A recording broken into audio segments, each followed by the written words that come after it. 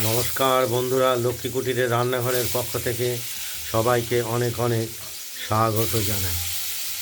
আমরা দ্বিতীয় আরেকটা ভিডিও নিয়ে এসেছি, সেটা হলো কাটা কাতলা মাছ। কাটা কাতলা মাছটা প্রথমেই আমরা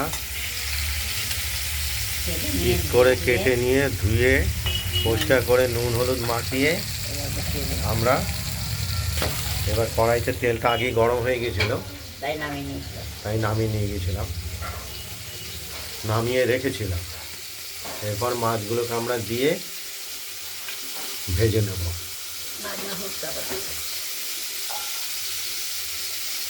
কতটুকু হবে 10 মিনিট পরে।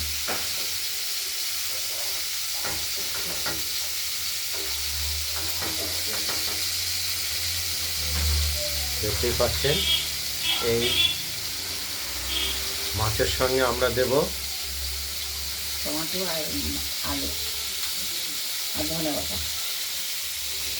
ধনে পাতাটা আমরা বেছে রেখেছি, বেছে ধুয়ে রেখেছি।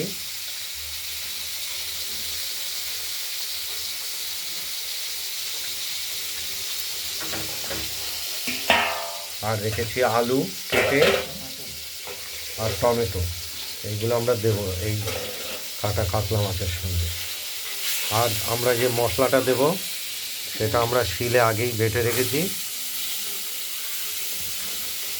এখানে বড় চায়ের চামচের 1 চামচ জিরে দিয়েছি, আদা দিয়েছি বড় চায়ের চামচের ওই 1 চামচের কম, আর লাল কাঁচা লঙ্কা দিয়েছি, দিয়ে আমরা বেটে রেডি করে রেখেছি।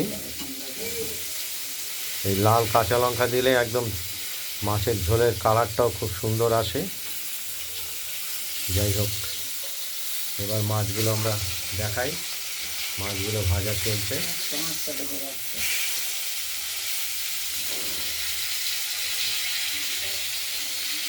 মাছ বলে বেঁচে যাচ্ছে একদম কাতলা মাছ, যেহেতু জ্যান্ত কাতলা এগুলো।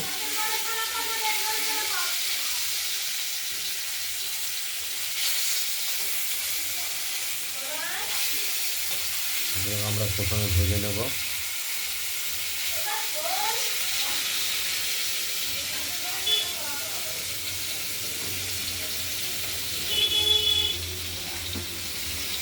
মশলাটা করবো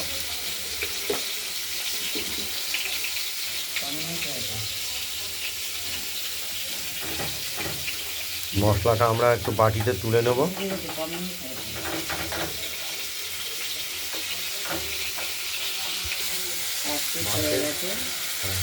আরেক পিস উল্টে দিলাম। এবার আরেক পিস ভাজা হয়ে গেলে তারপর তুলে ফেলবো।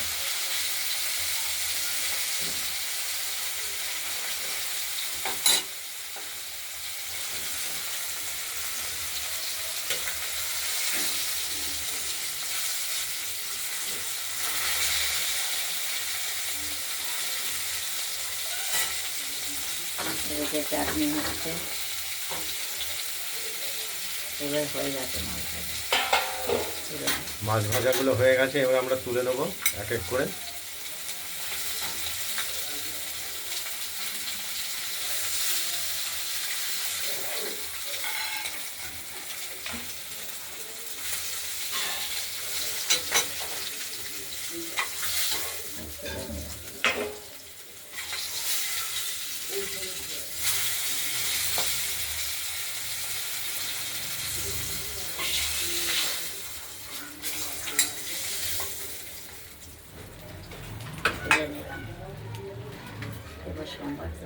মাছগুলো তুলে নিলাম থালায় আলাদা করে।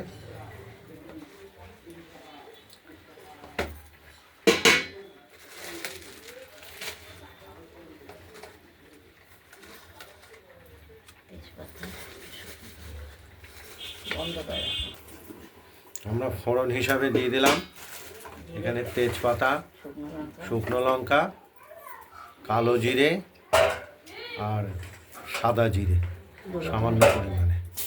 এবার এরপর আমরা আলুগুলো দিয়ে দিলাম।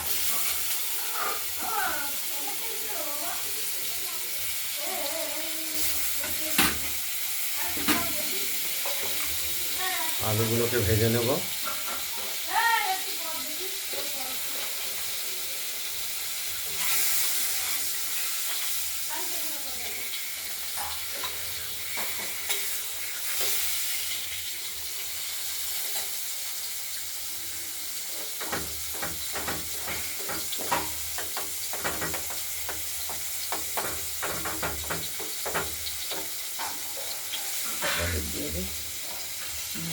রঙটা দেখা যায় না।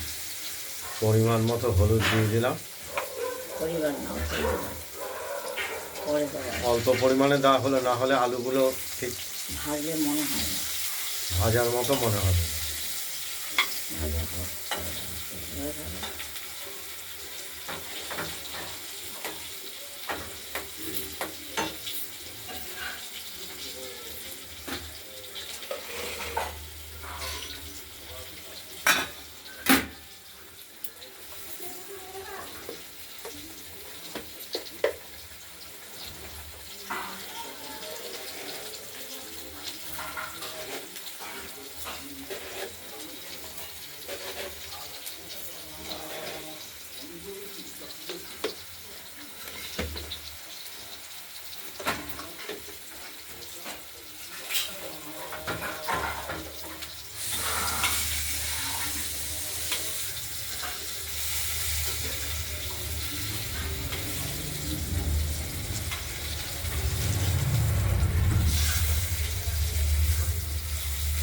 আলুগুলো ভাজা হয়ে গেছে, এবার টমেটো দিয়ে দেবো।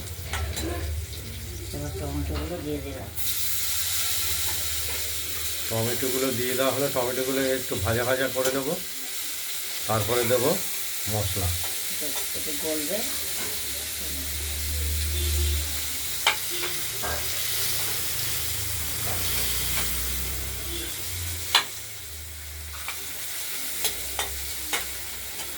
দেখতে থাকুন। এবার আলু মশলা টমেটো হয়ে গেছে, এবার মশলাটা দিয়ে দিলাম। মশলাটা আমরা থালায় তুলে হলুদ সহ মিশিয়ে কষানোর জন্য দিয়ে দিলাম।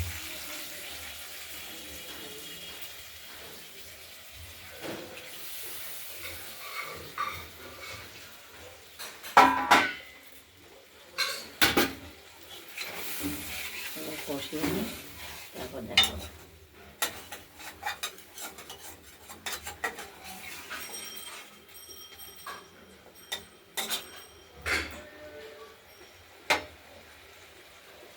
দেখো বেশি তো হয়নি বলছি।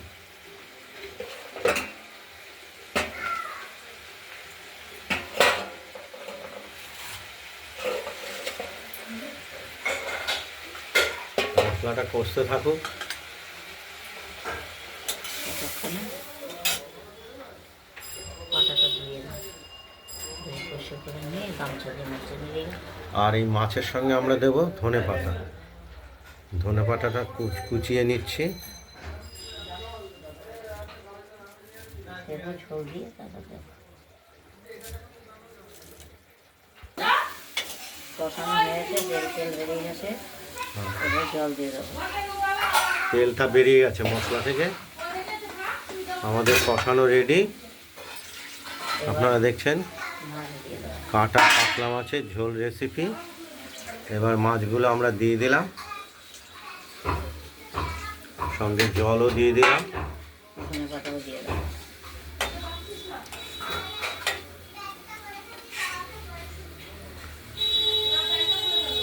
আর ধনে পাতাটা আমরা দিয়ে দেবো কুচিয়ে রাখা।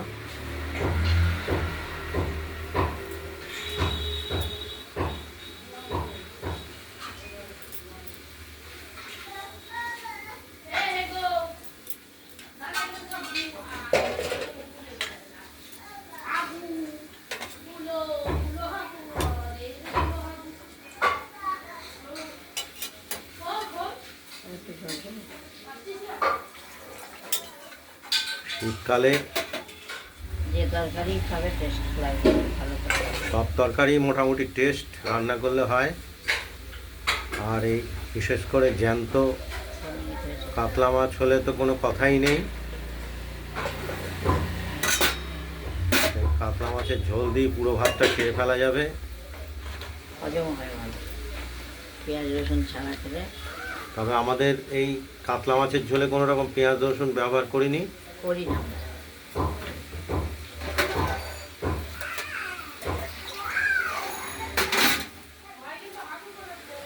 ঝোলটা ফুটে উঠুক, একটু অপেক্ষা করতে হবে।